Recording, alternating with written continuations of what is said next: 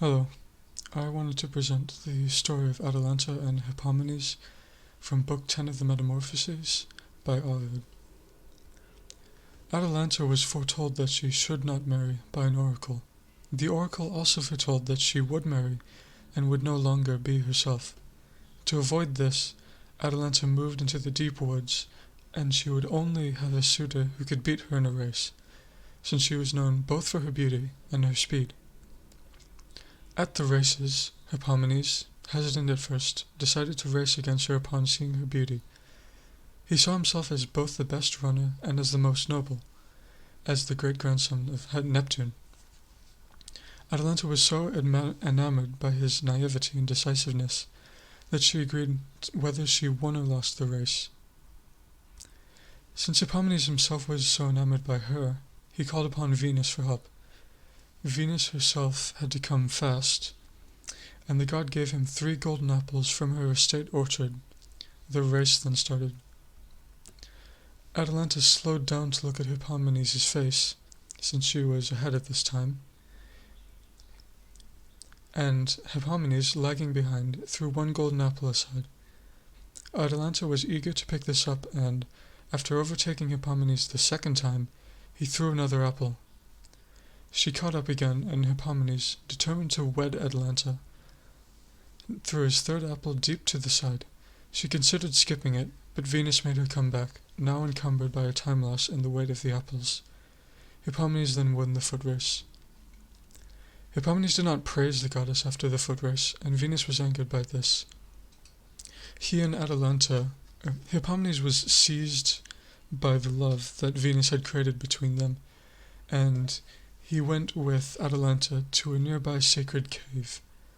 They then desecrated this cave, and Venus made an example of them by turning them to lions. Their necks became manes, and their legs became hind legs. I think there are 2 excerpts that are worth looking at in regards to this story. The first comes from the beginning, when Atalanta was meeting with an oracle.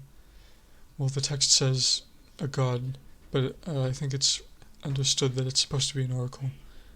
Scitante Deus, huic de conjuge, dixit, nil opus est Atalanta tibi, conjugus usum. So in this text, the oracle is telling Atalanta that she should not find a suitor, she should not find a spouse, a conjunx.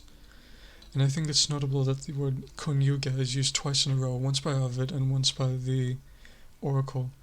And I think this is supposed to represent how the oracle, immediately upon being asked what Atalanta's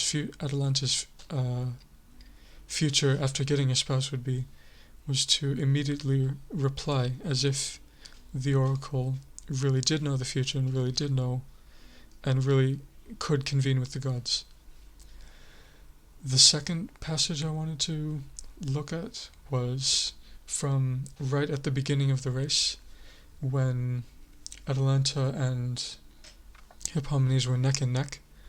Dubium, Megareius heros gaudeat, ad virgo magis his Schoenia dictis. I think it's notable that in this passage, both Hippomenes and Atalanta are referred to by patronymics. Atalanta as the son of Megareius, and Atalanta as the daughter of Schoenia, and Atalanta as the daughter of Schoenia, and Hippomenes as the son of Megareius.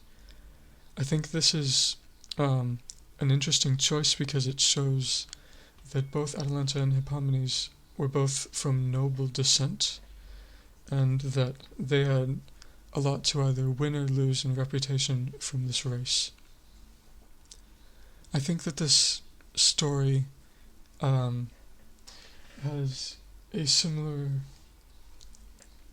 I think that this story is pretty didactic in that it wants you to favor the gods, to give thanks to the gods, since Hippomenes even after he was given an edge from Venus, did not thank her, and he and Atalanta were turned into lions for not following this request.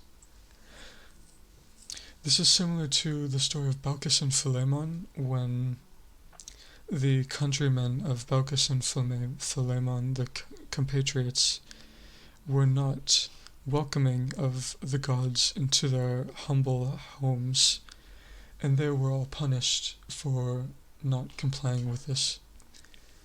I think that Ovid decided to include this work as among the rest, since, unlike some others, this one actually deals with the conflict between a god and a person versus just a god and a god and a person and a person.